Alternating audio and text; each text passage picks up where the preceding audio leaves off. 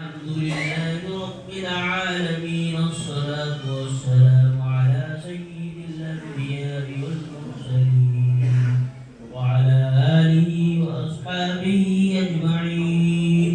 أما بعد، فإن أصدق الحديث كتاب الله، وأحسن الهدي هدي محمد صلى الله عليه وسلم، وخير الأمور محدثاتها، وشر الأمور محدثاتها، وكل محدثة بدعة، وكل بدعة ضلالة، وكل ضلالة في النار. وبالسند المتصل منا إلى الشيخ الإمام الهمام الحافظ الحجة أمير المؤمنين في الحديث أبي عبد الله محمد بن إسماعيل بن إبراهيم بن المغيرة الجعفي اليماني البخاري رحمه الله تعالى رحمة واسعة. اللهم انفعنا ورفعنا بعلومه وعلومكم أجمعين، آمين يا رب العالمين. أنه قال: باب قول الله: ونزع الموازين القسط ليوم القيامة، وأن أعمال بني آدم وقولهم يوزن. وقال مجاهد: القسطاس العدل بالرومية، ويقال القسط مصدر المقسط وهو العادل، وأما القاسط فهو الجائر. وبه قال حدثنا أحمد بن إشتاق قال حدثنا محمد بن هذيل عن عمارة بن القعقاع عن أبي زرعة عن أبي هريرة رضي الله تعالى عنه قال: قال النبي صلى الله عليه وسلم: كلمتان حبيبتان إلى الرحمن، خفيفتان على اللسان، ثقيلتان في الميزان، سبحان الله وبحمده، سبحان الله العظيم. الحمد لله نحمده ونستعينه ونستغفره ونؤمن به ونتوكل عليه، ونعوذ بالله من شرور أنفسنا ومن سيئات أعمالنا. من يهده الله فلا مضل له، ومن يضلله فلا هادي له.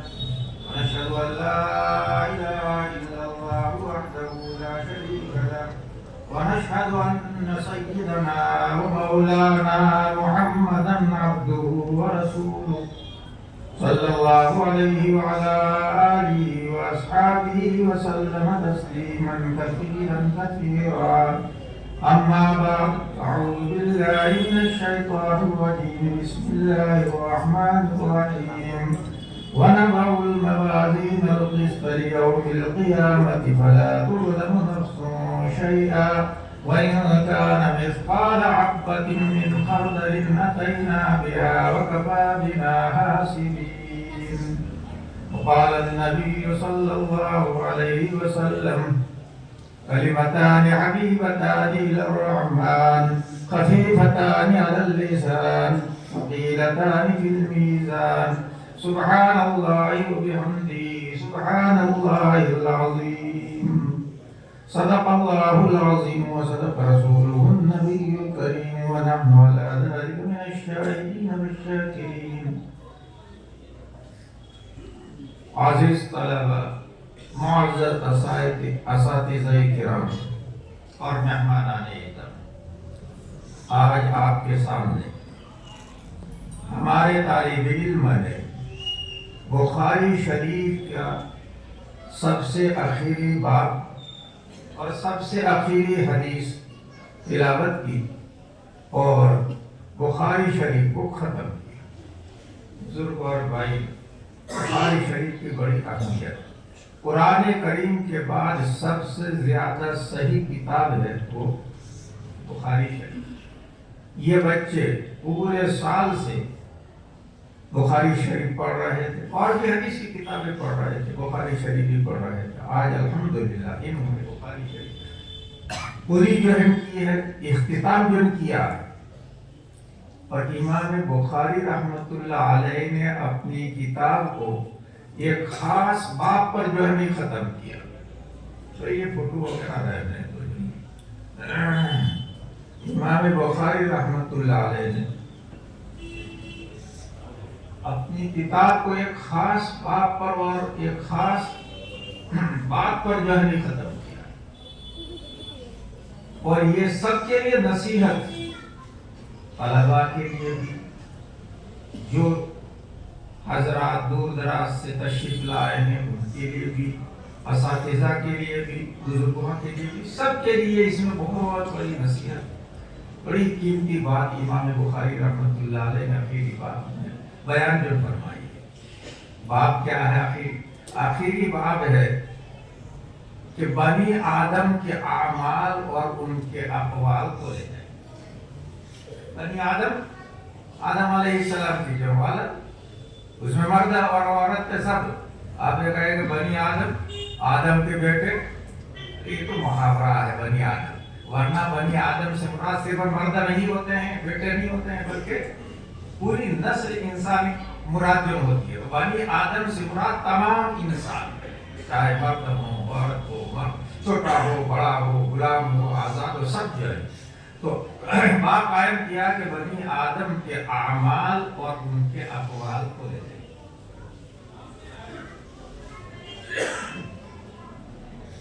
یہ مسئلہ اخیر میں بیان کیا امام بخاری نے۔ یہ مسئلہ عقیدے سے تعلق رکھتا ہے، آپ کا اس پر ایمان لانا ضروری ہے کہ قیامت کے دن ہمارے اعمال تولے جائیں گے، انسانوں کے اعمال بھی تولے جائیں گے اور ان کے اقوال بھی جو ہے تولے جائیں گے۔ اس پر ایمان لانا ضروری ہے۔ اور اس مسئلے میں یہ اختلاف ہے، ایک فرقہ ہے معتزلہ، وہ کہتے ہیں کہ اعمال نہیں تولے جائیں گے۔ امام بخاری رحمۃ اللہ علیہ نے ایک طرف ان کے مسلک کی تردید میں یہ بات قائم کیا کہ بنی آدم کے اعمال جو ہے تولے جائیں گے، اور دوسری طرف اسلامی عقیدہ جو قرآن و حدیث سے ثابت ہے، اس کو امام بخاری رحمۃ اللہ علیہ نے آپ کے سامنے پیش کیا اور نصیحت کی کہ دیکھو اب تم فارغ ہو کر کے جا رہے ہو تو اپنے اعمال کو اچھا بنانے کی کوشش کرنا۔ اگر تمہارے اعمال جو اچھے ہوں گے تو انشاءاللہ قیامت کے دن تمہیں خوشی حاصل ہوگی، سرخروئی حاصل ہوگی، اور اگر تمہارے اعمال جو خراب ہوئے تو قیامت کے دن پھر تمہیں رسوائی اور ذلت اٹھانی جو پڑے گی۔ اس سے بڑی اہم جو نصیحت جو فرمائی، تو دعویٰ کیا کیا ہے؟ بنی آدم کے اعمال اور اقوال کو لے جائیں۔ اعمال انسان کے اعضاء سے جو کام صادر ہوتے ہیں، انسان اپنے اعضاء سے جو کام کرتا ہے اسی کو جو ہے اعمال جو کہا جاتا ہے۔ بھئی آنکھوں سے دیکھتا ہے، کانوں سے سنتا ہے، زبان سے بولتا ہے، ہاتھ سے پکڑتا ہے، پیروں سے جو چلتا ہے، یہ سب اعمال ہے کہ اسی طریقے پر زبان کا فعل کیا ہے؟ زبان کا فعل بولنا ہے۔ زبان کا فعل جو ہے وہ بولنا ہے۔ زبان سے انسان باتیں کرتا ہے، اچھی باتیں بھی کرتا ہے، خراب باتیں بھی کرتا ہے، ایسی باتیں کرتا ہے جس سے لوگوں کو راحت پہنچے، لوگوں کو نفع پہنچے، اور ایسی باتیں بھی کرتا ہے جس سے لوگوں کو نقصان بھی ہو۔ یہ زبان کا فعل ہے۔ جب یہ کہہ دیا کہ بنی آدم کے اعمال کو لے جائیں تو اب اقوال کی ضرورت ہی نہیں کہ بنی آدم کے اقوال اور اس کی باتیں بھی جو ہے تولی جائیں گی، کیونکہ وہ اعمال میں داخل ہے۔ لیکن اس کی اہمیت کو واضح کرنے کے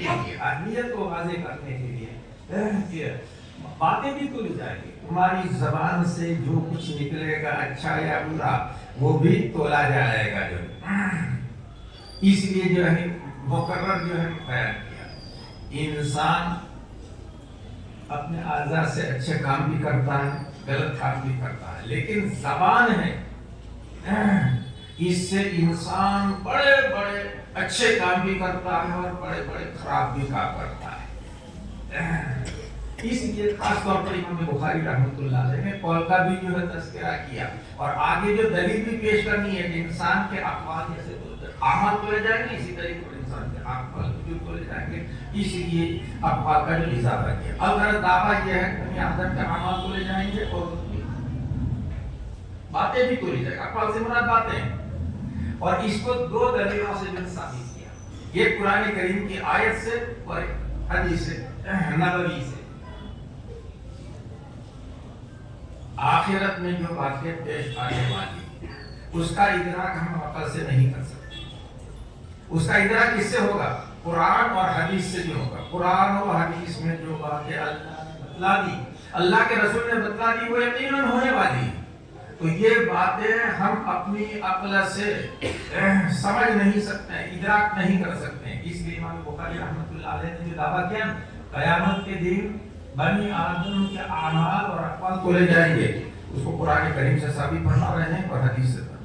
قرآن کریم کی آیت اور بھی بہت ساری آیتیں ہیں لیکن امام بخاری نے صرف ایک آیت ذکر کر دی ہے اور آیت قطعی ہے اور مطلب میں بالکل واضح ہے. اور جو آیت صحیح ہو اور آیتیں تو سب قطعی ہوتی ہی ہیں لیکن اس کا جو مضمون ہے وہ صحیح ہے تو اس سے عقیدہ جو ثابت ہوتا ہے. اس لیے سب سے پہلے عقیدہ ثابت کرنے کے لیے امام بخاری نے باب میں آیت نقل کی وَنَضَعُ الْمَوَازِينَ الْقِسْطَ لِيَوْمِ الْقِيَامَةِ فلا تظلم نفس شيئا وإن كان مثقال حبة من خردل أتينا بها وكفى بنا حاسبين. اللہ تعالیٰ فرماتے ہیں کہ ہم قیامت کے دن انصاف کی ترازو کھڑی کریں گے. وَنَضَعُ الْمَوَازِينَ الْقِسْطَ لِيَوْمِ الْقِيَامَةِ ہم قیامت کے دن انصاف کی ترازو جو ہے کھڑے کریں گے. فلا تظلم نفس شيئا پھر کسی شخص پر ذرہ برابر ظلم نہیں. فلا تظلم نفس شيئا کسی پر ذرہ برابر. وَإِن كَانَ مِثْقَالَ حَبَّةٍ مِّنْ خَرْدَلٍ أَتَيْنَا بِهَا اگر کسی کا عمل رائے کے دانے کے برابر ہوگا تو ہم حاضر کریں گے. وَإِن كَانَ مِثْقَالَ حَبَّةٍ مِّنْ خَرْدَلٍ أَتَيْنَا بِهَا اگر کسی کا عمل رائے کے دانے کے برابر جو ہوگا تو اس کو ہم حاضر کریں گے. کس کے تولنے کے لیے ترازو پڑی ہے کہ نہیں, ترازو جو ہے پڑی ہے تولنے کے لیے حاضر کیا جائے. وَكَفَى بِنَا حَاسِبِينَ اور ہم حساب لینے کے لیے کافی, ہمیں کسی مددگار کی ضرورت نہیں. انسان سوچتا ہے کہ اتنے سارے انسان ہوں گے سب کا حساب جو ہے تنہا اللہ تعالیٰ کیسے لیں گے. اللہ تعالیٰ فرماتے ہیں کہ وَكَفَى بِنَا حَاسِبِينَ ہم حساب لینے کے لیے جب کافی, ہمیں کسی کی مدد کی ضرورت نہیں ہے. اس لیے میرے عزیزوں اور بزرگوں یہ بات یاد رکھو کہ قیامت کے دن اعمال تولے جائیں گے اور جس نے جیسا کام کیا ہوگا اس کے اعتبار سے بدلہ ملے گا. قرآن کریم میں دوسری جگہ فرمایا گیا ہے فَأَمَّا مَنْ ثَقُلَتْ مَوَازِينُهُ فَهُوَ فِي عِيشَةٍ رَاضِيَةٍ وَأَمَّا مَنْ خَفَّتْ مَوَازِينُهُ فَأُمُّهُ هَاوِيَةٌ وَمَا أَدْرَاكَ مَا هِيَهْ نَارٌ حَامِيَةٌ.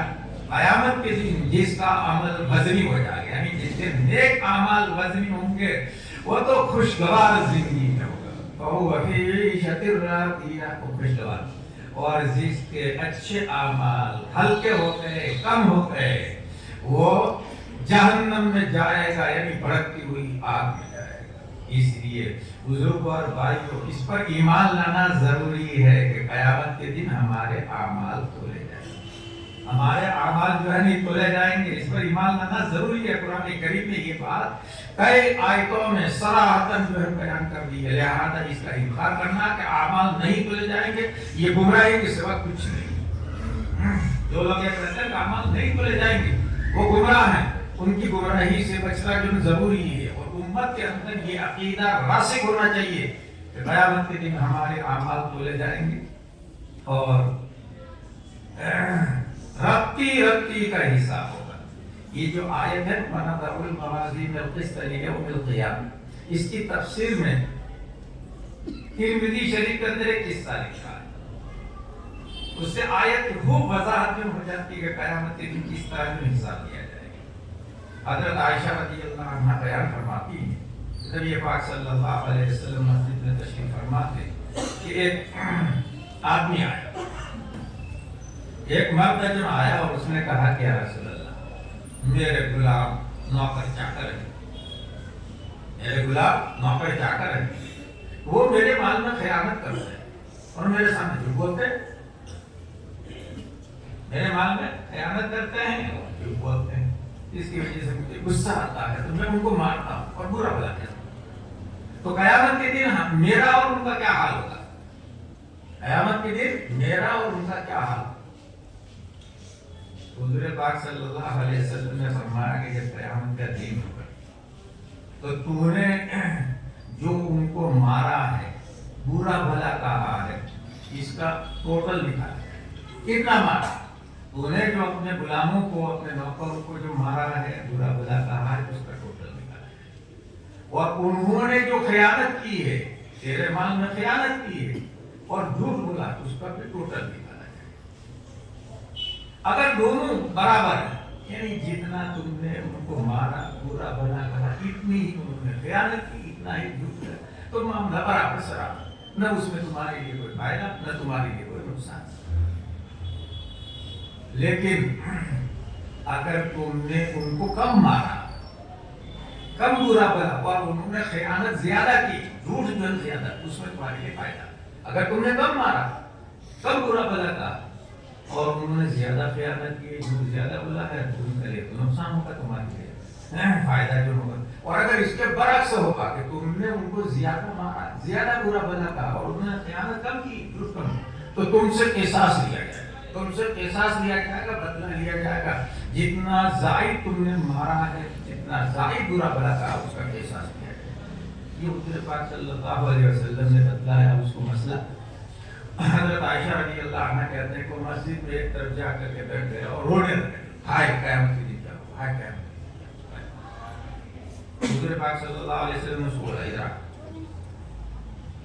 اور نبی پاک صلی اللہ علیہ وسلم نے اس سے پھر کہا کہ میں نے جو بات بتلائی وہ تو قرآن کریم میں اللہ تعالیٰ نے بیان فرما دی، میں نے اپنی طرف سے نہیں بیان کی، یہ تو اللہ تعالیٰ نے قرآن کریم میں بیان فرما دی۔ تو حضور نے آیت تلاوت فرمائی، وَنَضَعُ الْمَوَازِينَ الْقِسْطَ لِيَوْمِ الْقِيَامَةِ فَلَا تُظْلَمُ نَفْسٌ شَيْئًا وَإِنْ كَانَ مِثْقَالَ حَبَّةٍ مِّنْ خَرْدَلٍ أَتَيْنَا بِهَا وَكَفَىٰ بِنَا حَاسِبِينَ۔ حضرت عائشہ جو کہتی ہیں کہ وہ بندہ اس نصیحت کو سن کر، حضور پاک صلی اللہ علیہ وسلم کی بات کو سن کر کے کہتا ہے کہ یا رسول اللہ آپ گواہ رہے، میں نے اپنے تمام غلاموں کو آزاد کر دیا، میں نے اپنے تمام غلاموں کو آزاد کر دیا، کیونکہ اگر وہ غلام میرے پاس رہیں گے تو جھوٹ بولیں گے، خیانت کریں گے، مجھے غصہ آئے گا، میں ان کو ماروں گا، برا بھلا کروں گا، تو میرے لیے اور ان کے لیے بہتر یہ ہے کہ میں اپنے تمام غلاموں کو اور نوکروں کو جو آزاد کر دوں، کر کے تمام غلاموں کو آزاد کر کے اسے چلا گیا۔ تو بزرگوں اور بھائیوں یاد رکھنا، ہر ایک کا دوسرے سے واسطہ پڑتا ہے، ہر ایک کا، بھئی جو خواص ہوگا، آقا ہوگا تو اس کو غلاموں سے واسطہ پڑے گا، نوکروں سے واسطہ پڑے گا، استاد ہوگا تو شاگردوں سے واسطہ جو پڑے گا، شوہر ہوگا تو بیوی سے واسطہ پڑے گا، بیوی ہوگی تو شوہر سے واسطہ پڑے گا، پڑوسی کو پڑوسی سے واسطہ پڑے گا، بھائی کو بھائی سے واسطہ پڑے گا، بہن کو بہن سے، بھائی کو بہن سے، ماں باپ سے واسطہ پڑے گا، نہیں پڑے گا۔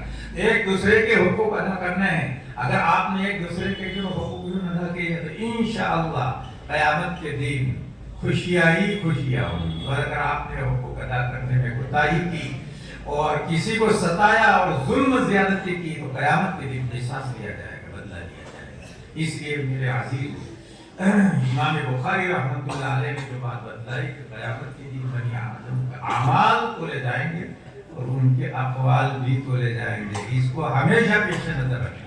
اگر آپ اس عقیدے کو پیش نظر جو رکھو گے تو انشاءاللہ زندگی آپ کی خوشگوار بنے گی، آپ اچھے کام کرنے پر جو ہے اپنے آپ کو آمادہ پائیں گے اور برائیوں سے اپنے آپ کو بچانے پر آپ قادر ہو جائیں گے۔ اور اگر یہ عقیدہ آپ کے سامنے نہیں ہوگا تو آپ نہ جانے دین میں کتنے غلط کام کریں گے، کتنے خراب کام کریں گے اور اپنے آپ کی مطلب خراب ہوگا۔ اللہ تعالی ہم سب کو زندگی میں اس نصیحت پر عمل کرنے کی توفیق۔ یہ تو آیت ہو گئی دلیل کے اندر، اور اب ایک حدیث بے شمار ہیں، قیامت کے دن بنی آدم کے اعمال اور اقوال مل جائیں بے شمار، لیکن امام بخاری نے صرف ایک حدیث پیش۔ حضرت ابو ہریرہ رضی اللہ عنہ سے مروی ہے، نبی پاک صلی اللہ علیہ وسلم نے فرمایا کلمتان حبیبتان الی الرحمن، دو کلمے ہیں جو رحمان کو بہت پیارے، حبیبتان الی الرحمن، دو کلمے، دو بول، دو جملے، ان کو کلمہ کہا گیا، مجازاً کلمہ کا تو کلام ہے، سبحان اللہ و بحمدہ سبحان اللہ العظیم، یہ دوسرا کلمہ، یہ تو مکمل کلام ہے کہ نہیں؟ مکمل کلام ہے، کلمہ کو کہا گیا مجاز، جیسے لا الہ الا اللہ محمد رسول اللہ، یہ دو جملے مکمل ہے کہ نہیں ہے، لیکن ہم کلمہ کہتے ہیں، پہلا کلمہ، دوسرا کلمہ، تیسرا کلمہ، تو کبھی کلام پر کلام کو کلمے سے تعبیر کیا جاتا ہے، یہ نہ سمجھنا کہ کلمہ ہے، آپ علماء ہیں سمجھ رہے ہیں کلمے میں اور کلام میں فرق ہے، یہ کلمہ نہیں، یہ تو مکمل کلام ہے، مکمل بات ہے، اسی کے ترجمہ کریں گے کلمتان حبیبتان الی الرحمن، دو بول ہیں، دو جملے ہیں، رحمان کو بہت پسند ہے، اور ظاہر ہے کہ جو بات اللہ کو پسند ہوگی وہ آپ پڑھیں گے تو اللہ تعالیٰ ثواب عطا فرمائیں گے، نہیں عطا فرمائیں گے؟ تو سب سے پہلے ترغیب دے دی کہ دیکھو یہ تو کلمے جو آگے بیان کیے جا رہے ہیں یہ اللہ کو بہت پیارے ہیں، اگر تم اس کا ذکر کرو گے، اس کا ورد جو کرو گے تو تم اللہ کے محبوب بنو گے، اللہ تعالیٰ تم سے خوش ہوں گے اور تمہیں خوب اجر و ثواب عطا فرمائیں گے۔ ایک تو خفیفۃ علی اللسان، زبان پر بہت ہلکی، بعض الفاظ ہوتے ہیں جس سے ادا کرنے میں دشواری پیش، لیکن یہ دو کلمے ایسے ہیں کہ اس میں کوئی بھی لفظ مشکل آسانی سے ادا ہو سکتا ہے۔ پہلا کلمہ ہے سبحان اللہ و بحمدہ، دوسرا کلمہ ہے سبحان اللہ العظیم، اس میں کوئی لفظ مشکل ہے؟ 3-4 مرتبہ کوئی بھی جو پڑھے گا زبان پر جاری ہو جائے گا، سبحان اللہ و بحمدہ سبحان اللہ العظیم، اس لیے یہ زبان پر بہت۔ اب تیسری بات ثقیلتان فی المیزان، اور میزان عمل میں بہت بھاری، یہ ہے بات، میزان عمل میں بہت بھاری ہے۔ اس کا مطلب یہ ہے کہ انسان کی زبان سے جو باتیں نکلتی ہیں وہ بھی تولی جائیں گی، یہ جو کلمے ہیں ان کو تولے جائیں گے تبھی تو وزن کا پتہ چلے گا، نہیں چلے گا۔ ثقیلتان فی المیزان، اور میزان عمل میں یہ دو کلمے بہت بھاری، بہت بھاری۔ امام بخاری نے جو باب قائم کیا تھا کہ بنی آدم کے اعمال اور ان کے اقوال تولے جائیں گے، ثابت ہو گیا نہیں ہو گیا؟ یہ زبان سے جو بات نکلتی ہے اس کو کیا کہتے ہیں؟ اقوال جو کہتے ہیں، اسی کی جمع اقوال ہے، تو اقوال بھی جو تولے جائیں گے۔ اور یہ دو کلمے بہت وزنی، ترغیب دیتی کہ ان کلموں کو تم پڑھتے رہو گے تو انشاءاللہ آخرت میں تمہارا وزن بہت بڑھ جائے گا، تمہارے اقوال کا، تمہارے اعمال کا بہت زیادہ وزن۔ اب یہ دو کلمے، لیکن میرے عزیز یہ دو کلمے پڑھو گے تو صحیح، ہر ایک پڑھے گا، کون سا مشکل ہے؟ سبحان اللہ و بحمدہ سبحان اللہ العظیم سبحان اللہ و بحمدہ سبحان اللہ العظیم، آسان نہیں، پڑھتے رہیں گے پڑھتے، لیکن پڑھنے کے بھی مختلف طریقے، پڑھنے کے بھی مختلف طریقے۔ یہ وزن کیوں کیا جائے گا؟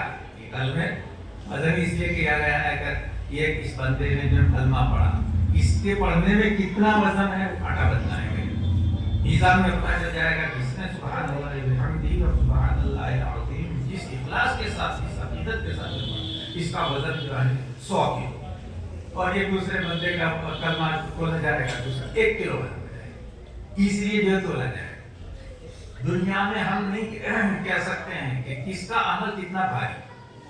ابھی ظہر کا وقت ہے کہ ظہر کی نماز سب پڑھیں، سبھی ظہر کی نماز پڑھیں گے، لیکن کس کی نماز وزنی اور کس کی نماز ہلکی یہ تو قیامت کے دن معلوم ہوگا۔ تو اس لیے یہ کلمے وزنی کیسے ہوں گے، اس کو مجھے عزیز اور اچھے طریقے سے کوئی سبحان اللہ و بحمدہ کیوں کہے گا تو ثواب تو ملے گا ہی، ثواب ملے گا۔ کوئی سبحان اللہ و بحمدہ کہتا ہے، سبحان اللہ العظیم کہتا ہے تو ثواب تو ملے گا، لیکن وزنی کب ہوگا کلمہ؟ اس کے کچھ تقاضے ہیں، ان تقاضوں کو میرے عزیز کو پورا کرو گے تب جو سمجھ ملے گا۔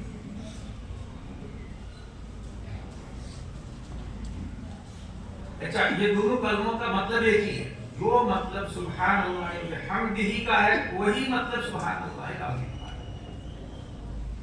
دونوں الگ الگ نہیں۔ سبحان اللہ و بحمدہ کا ہم ترجمہ کریں گے، میں اللہ کی پاکی بیان کرتا ہوں اس کی حمد اور تعریف کے ساتھ۔ سبحان اللہ و بحمدہ کا ترجمہ کیا ہوگا؟ میں اللہ کی پاکی بیان کرتا ہوں اس کی حمد کے ساتھ، اس کی تعریف کے ساتھ۔ اور سبحان اللہ العظیم کا بھی یہی ترجمہ، میں اللہ کی پاکی بیان کرتا ہوں جو عظیم الشان۔ عظیم الشان کون ہوگا؟ جو کمالات سے متصف ہوگا وہی عظیم الشان ہوگا، نہیں ہوگا؟ تو دونوں کا مطلب ایک ہی، چاہے سبحان اللہ بحمدہ کہو یا سبحان اللہ العظیم کہو۔ یہ تو اس کا مطلب، سب سے پہلے تو اس کا مطلب سمجھنا ہے کہ سبحان اللہ بحمدہ کا کیا مطلب؟ میں اللہ کی پاکی بیان کرتا ہوں اس کی حمد کے ساتھ، میں اللہ کی پاکی بیان کرتا ہوں جو عظیم الشان ہے۔ اور عظیم الشان کون ہوتا ہے؟ جو کمالات کے ساتھ متصف ہوگا، اور جو کمالات کے ساتھ متصف ہوگا وہ قابل تعریف ہوگا کہ نہیں ہوگا؟ تو دونوں کا مطلب جو یہ، اور یہ مختصر کر دیا ہے۔ اگر آپ یہ دو کلمے سبحان اللہ بحمدہ یہ کلمہ اور سبحان اللہ العظیم یہ دوسرا کلمہ ہے، دونوں کا مطلب ہے، لیکن یہ شارٹ کر دیا گیا۔ اگر آپ اس کو پھیلائیں گے تو دو جملے الگ نکلیں گے، سبحان اللہ اور الحمدللہ، سبحان اللہ اور الحمدللہ یہ دو الگ الگ۔ سبحان اللہ کے معنی میں اللہ کی پاکی بیان کرتا ہوں، الحمدللہ تمام تعریفیں اللہ کی۔ یہ جملہ آپ پڑھتے نہیں پڑھتے ہیں، نماز کے بعد تسبیح پڑھتے ہو نہیں پڑھتے ہو، سبحان اللہ الحمدللہ اللہ اکبر، یہ دو الگ جملے ہیں، سبحان اللہ اور الحمدللہ، ان دونوں کو ملا کر کے ایک جملہ بنا دیا۔ سبحان اللہ بحمدہ، میں اللہ کی پاکی بیان کرتا ہوں اس کی حمد کے ساتھ۔ تو سبحان اللہ کے بھی دو تقاضے ہیں اور الحمدللہ کے بھی دو تقاضے ہیں، ان دو تقاضوں کو پورا کرو گے یعنی چار تقاضے، الحمدللہ کے دو تقاضے، سبحان اللہ کے دو تقاضے، چار تقاضوں کو آپ پورا کرو گے تب آپ کے کیا عمل میں آپ کے قول میں وزن پیدا ہوگا۔ صرف زبان سے آپ نے کیا کیا، بہت سے بندے سبحان اللہ بحمدہ سبحان اللہ بحمدہ یا نماز کے بعد کہتے ہیں سبحان اللہ الحمدللہ سبحان اللہ الحمدللہ، لیکن کبھی ان کا ذہن مطلب کی طرف جاتا ہے۔ آپ تو الحمدللہ عالم ہیں، پڑھے لکھے ہیں، آپ تو جانتے ہیں سبحان اللہ کا مطلب الحمدللہ کا مطلب، لیکن عام طور پر مسلمان جو عربی نہیں جانتے ہیں وہ کبھی سوچتے ہی نہیں کہ الحمدللہ کا کیا مطلب اور سبحان اللہ کا کیا مطلب۔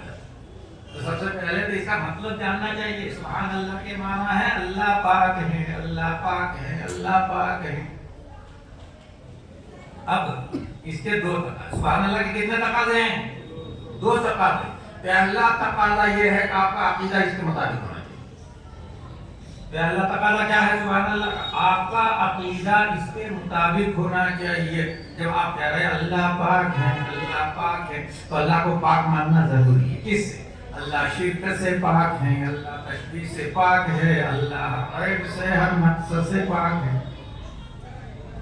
آپ زبان سے کہتے ہیں سبحان اللہ سبحان اللہ سبحان اللہ، لیکن دوسری طرف جب کوئی مصیبت آتی ہے تو اس قبر پر جا کر کے چادر چڑھاتے ہیں، کبھی اس قبر پر جا کر کے چادر چڑھاتے ہیں، کبھی اس کے در پہ حاضر ہوتے ہیں، کبھی اس در پہ جو حاضر ہو رہا ہے۔ تو میرے عزیزو بتلاؤ یہ شرک ہے کہ نہیں؟ جب آپ کہہ رہے ہیں سبحان اللہ اللہ پاک ہے تو اللہ کو پاک ماننا ہے، اور سب سے پہلے شرک سے پاک ماننا ہے، شرک سے اللہ کو پاک ماننا۔ جب تک آپ شرک سے اللہ کو پاک نہیں مانو گے آپ کا عقیدہ ہی صحیح نہیں ہوگا۔ اور تشبیہ سے بھی اللہ کو پاک ماننا، یہ دو چیزیں الگ الگ ہیں۔ سبحان اللہ اللہ پاک ہیں یعنی شرک سے پاک ہیں، تشبیہ سے پاک ہیں۔ شرک کس کو، تشبیہ مختصر ہے۔ اللہ کی مخصوص صفات کو بندے کے لیے ثابت کرنا شرک، اللہ کی مخصوص صفات کو بندوں کے لیے ثابت کرنا یہ ہے شرک، اور بندوں کی صفات کو اللہ کے لیے ثابت کرنا تشبیہ۔ بندوں کی صفات جیسے بیوی والا ہونا، بیٹے والا ہونا، بیٹی والا جو ہونا، یہ کس کی صفت ہے؟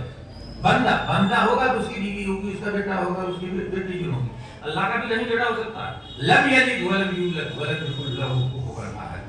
تو اللہ کو شرک سے پاک ماننا اور تشبیہ سے بھی پاک ماننا۔ جو قومیں اللہ کو شرک سے پاک نہیں مانتی ہیں وہ اللہ کے لیے اولاد تجویز کرتی ہیں، اللہ کے لیے بیویاں جو ہے تجویز کرتے ہیں، یہ سب جو ہے مشرک ہیں اور ان کے کسی عمل کا کوئی اعتبار نہیں۔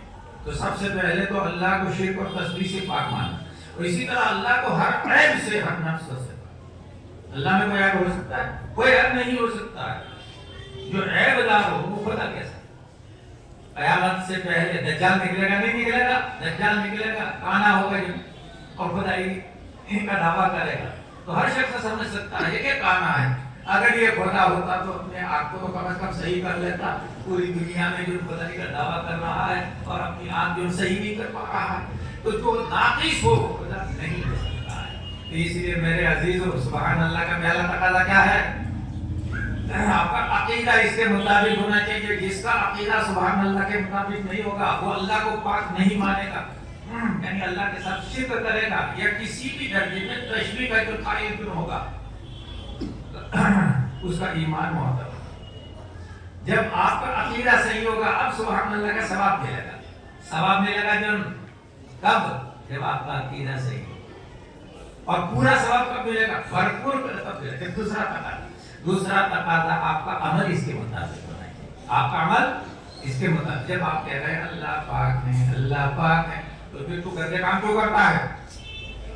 اللہ پاک ہے تو اللہ کی صفات اپنے اندر پیدا کرنی چاہیے نہیں کرنی چاہیے. جیسے اللہ پاک ہے ہمیں بھی پاکیزہ زندگی گزارنی چاہیے. ہمارا کوئی عمل خلاف شرع نہ ہونا چاہیے. ہر عمل ہمارا شریعت کے مطابق ہونا چاہیے. تو یہ دوسرا تقاضا ہے ہمارا عمل پاکیزہ ہونا چاہیے. جب ہم زبان سے کہتے ہیں اللہ پاک ہے اللہ پاک ہے، جب ہمارے خدا ہمارے مالک جو پاک ہیں تو ہمیں بھی تو پاکی اختیار کرنی چاہیے نہیں کرنی چاہیے. اس لیے میرے عزیز ہو سبحان اللہ سبحان اللہ کیا کہتے ہیں اس میں دو تقاضے ہیں. آپ کا عقیدہ صحیح ہونا چاہیے اور آپ کا عمل جو ہے پاکیزہ ہونا چاہیے. کوئی غلط کام نہ کرو. آج ہم مسلمان کہلاتے ہیں لیکن جتنے بھی غلط کام ہیں گندے کام ہیں ہم کر رہے ہیں اور پھر کہتے ہیں اللہ کی رحمت نازل. اللہ کی رحمت کیسے نازل ہو؟ ارے تم پاکیزہ انسان بن جاؤ پھر دیکھو اللہ تعالیٰ کی رحمت بارش کی طرح برستی ہے. یہ دو تقاضے ہیں سبحان اللہ کے. پورا کرو گے نہیں کرو گے؟ اور الحمدللہ کے بھی دو تقاضے ہیں.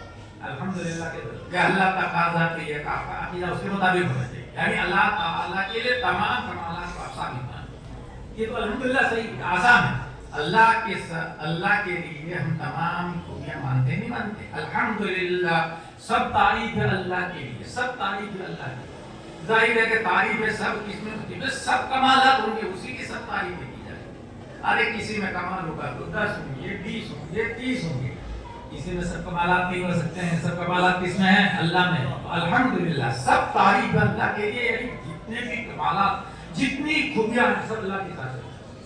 یہ پہلا تقاضا الحمدللہ ہمارا کیا ہے. اب دوسرا تقاضا ذرا مشکل ہے. جب تو یہ کہہ رہا ہے کہ اللہ کے اندر تمام خوبیاں ہیں تمام کمالات ہیں تجھے بھی تو کمالات حاصل کرنے کے لیے کرنے چاہیے. تو جو ہے ویسے ہی بیٹھا ہوا ہے ہاتھ پر ہاتھ رکھ کر کے اپنے اندر کمالات پیدا کر اپنے اندر کمالات پیدا کر.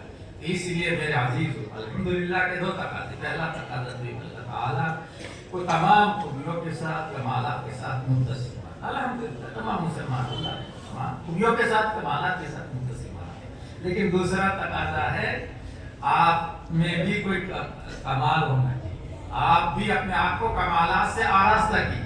سب کمالات کو حاصل نہیں کر سکتا ہے کوئی بھی لیکن جتنے کمالات آپ اپنے اندر پیدا کر سکتے ہیں اس میں کمی نہیں. آپ حافظ رہے تو بہترین حفظ جو کیجیے اچھے طریقے سے قرآن کریم کو پڑھیے تلاوت آپ کی سن کر کے لفظ جو خوش جو ہو جائیں. اگر آپ عالم ہیں تو متقی پرہیزگار بنیں. آپ مفتی ہیں تو صحیح طریقے سے فتویٰ دیں. اگر اپنے اندر جتنے بھی کمالات پیدا کر سکتے ہیں پیدا کرنے کی کوشش کرو. یہ دو کام آپ نے جو کر لیے یہ دو کام کر لیے تو آپ کا بیڑا پار.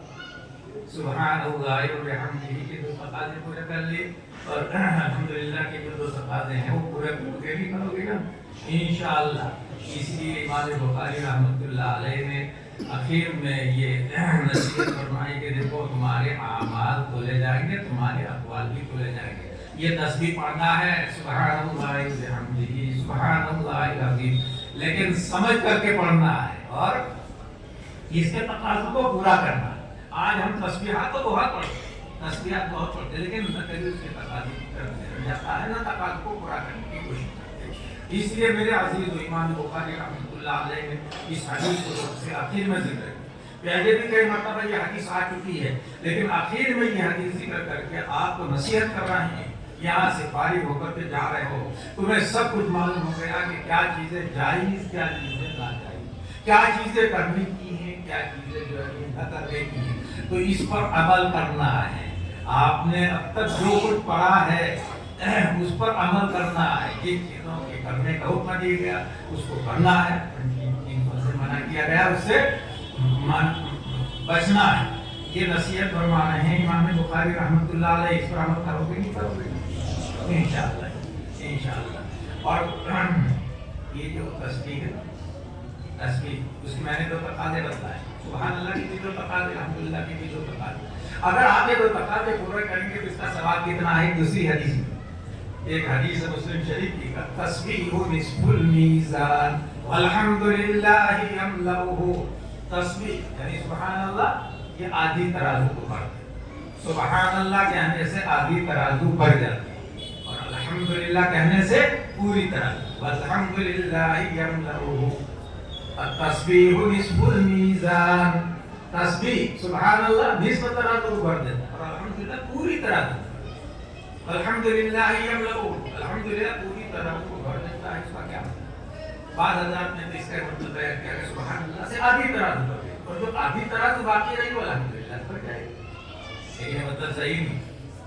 صحیح مطلب یہ ہے کہ سبحان اللہ سے آدھی ترازو بھرے گی اور الحمدللہ تنہا پوری ترازو کو بھر دے گا کیونکہ اس میں اللہ تعالیٰ کی منفی اور مثبت دونوں معرفت ہیں.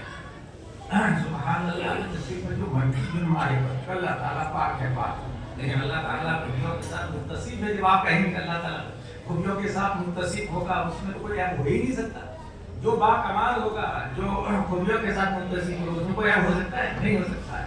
اس لیے تنہا الحمدللہ پوری طرح ہوگی کتنا پڑا ہے. ہم کرے بزرگوں اور بھائی دو تسبیح ہیں یہ فرشتوں کی تسبیح سبحان اللہ وبحمدہ سبحان اللہ وبحمدہ یہ کون سے اور بڑی فضیلت ہے. دوسری روایت میں کہ جو روزانہ 100 مرتبہ سبحان اللہ وبحمدہ پڑھے گا اس کے گناہ معاف ہو جائیں گے اگر یہ سمجھ کر کے جھاگ پڑا. یہ آپ نے حدیث پڑھی ہوگی. لیکن آپ شریعت اسلام کو جو ہے دیکھیے کہ یہ تسبیح کہیں رکھی نہیں گئی. شریعت میں یہ تسبیح نہیں ہے سبحان اللہ وبحمدہ سبحان اللہ العظیم یہ تسبیح نہیں ہے. فضیلت تو بیان کی کہاں کی فضیلت بیان کی گئی. آپ پڑھتے رہیے ثواب ملتا رہے گا. آپ کے گناہ سمندر کے جاگ کے برابر ہوگی تو معاف کریں. لیکن شریعت نے کہیں یہ تسبیح نہیں رکھی. شریعت نے دوسری تسبیح وہ یہ ہے ہر فرض نماز کے بعد آپ 33 مرتبہ سبحان اللہ 33 مرتبہ الحمدللہ 34 مرتبہ اللہ اکبر کہیں. یہ رکھتے نہیں. اچھا یہ جو تسبیح ہے سبحان اللہ یہ تو فرشتوں کی تسبیح اور انسانوں کی تسبیح ہوا ہے جو نماز کے بعد مقرر کی گئی 33 مرتبہ سبحان اللہ 33 مرتبہ الحمدللہ 34 مرتبہ. کیا فرق ہے فرشتوں کی تسبیح میں اور انسانوں فرشتوں کی تسبیح میں اللہ اکبر بس سبحان اللہ وبحمدہ سبحان اللہ سبحان اللہ. اور انسانوں کی تسبیح میں اللہ اکبر ہے کیونکہ فرشتے تکبر نہیں کرتے. لا یستکبرون عن عبادتہ ولا یستحسرون. اس لیے ان کو تو بس یہی تسبیح بتائے گی سبحان اللہ وبحمدہ سبحان اللہ وبحمدہ سبحان اللہ. اور انسان تکبر کا پتلا ہے. انسان تکبر کا پتلا جیسے شیطان جو تکبر کی وجہ سے ذلیل و خوار. انسان ذرا اچھا کام کرتا ہے ذرا بڑا بن جاتا ہے تو سمجھتا ہے کہ تیرے جیسا کوئی عالم نہیں تیرے جیسا کوئی مفتی نہیں تیرے جیسا کوئی عالم نہیں تیرے جیسا کوئی حافظ نہیں ہے. یہ انسان کا دماغ کا اس لیے اللہ اکبر تو 34 مرتبہ کہتے ہیں. اللہ سب سے بڑے اللہ سب سے بڑے اللہ سب سے بڑے. جب آپ اللہ کو سب سے بڑا مانو گے تو تکبر کی بیماری سے آپ پاک ہو جاؤ گے تکبر سے آپ بچ جاؤ گے. اس لیے انسانوں کی یہ تسبیح ہے اس میں فرشتوں کی تسبیح سے جملہ میں کہہ نہیں سمجھ کے میرے عزیزوں پڑھتے رہتے اور عمل بمل کچھ کرتے ہی نہیں نہ سمجھنے کی کوشش کرتے. کتنے مرتبہ تسبیح پڑھتے ہو سبحان اللہ الحمدللہ اللہ اکبر اور اس کے تقاضوں کو پورا کرنے کی کوشش کرو. انشاءاللہ آپ دنیا میں بھی باکمال ہوں گے. آخرت میں بھی اللہ تعالیٰ آپ سے جو خوش ہو. اور اللہ نے اس پر عمل کرنے سبحان اللہ اور الحمدللہ دو چیزیں ہیں. سب تو سبحان اللہ اور الحمدللہ یعنی انسان گناہوں سے اپنے آپ کو پاک کرے رضائی سے بات کرے اور رضائی سے اپنے آپ کو ناراض کرے. اور جب اللہ تعالیٰ اس کو نیک بنا دے متقی بنا دے تو تکبر سے جو بچنا ہے. اس کے لیے اللہ تعالیٰ نے ایک عمل رکھا ہے. اسلام کے اندر ایک عمل رکھا ہے خاص اسی کے لیے سبحان اللہ اور الحمدللہ کے تقاضوں وہ کیا ہے نماز. یہ نماز جو 5 وقت اللہ تعالیٰ نے جو فرض کی ہے کیوں یہ سبحان اللہ اور الحمدللہ کے تقاضوں. ایسے آپ دیکھیے نماز سے پہلے سبحان اللہ کے تقاضے. نماز سے پہلے آپ کے کپڑے ناپاک ہیں تو کپڑوں کو پاک کیجیے. بدن ناپاک ہے تو بدن کو پاک کیجیے. وضو نہیں ہے وضو کیجیے. غسل واجب ہے تو غسل ضرور کیجیے. اپنے آپ کو پاک کیجیے. یہ کیا ہے سبحان اللہ کا عمل ہو رہا ہے نہیں ہو رہا. اپنے بدن کو پاک کیجیے اپنے کپڑوں کو پاک ضرور کیجیے. अपने जिस्म को जो पाक कीजिए। जिस जगह पर आप नमाज पढ़ना चाहते हो उस जगह भी पाक होनी चाहिए। जिस मुसल्ले पर, जिस कपड़े पर आप नमाज पढ़ना चाहते हैं वो भी जो ये सुभान अल्लाह। तो मस्जिद से बाहर आप सुभान अल्लाह बराबर करके आगे जाएंगे। अब आप वुजू करके मस्जिद के लिए रवाना, मस्जिद के लिए रवाना होंगे तो हर कदम पर एक गुनाह मिटेगा, एक नहीं। बड़ी कमाल। अब समाप्त हो गया, अब समाप्त। और नमाज जब शुरू करेंगे आप सबसे पहले अल्लाह अकबर कहेंगे, अल्लाह अकबर कहेंगे, तस्बीह पढ़ेंगे, सब कुछ।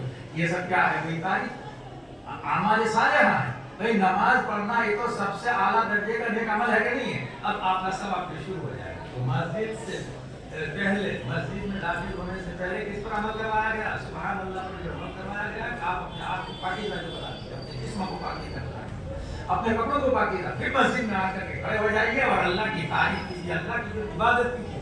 आपका कोई हमला नहीं हो सकता है। ये नमाज जो रखी गई है सुभान अल्लाह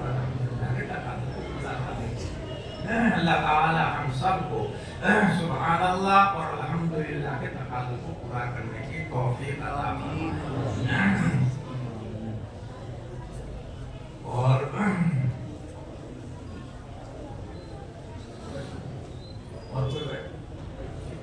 हाँ, और क्या प्रोग्राम है? दस्तार हुआ, दस्तार ये कॉन्फ्रेंस हुआ करके फिर हाँ, दस्तार के बाद हुआ तो ठीक।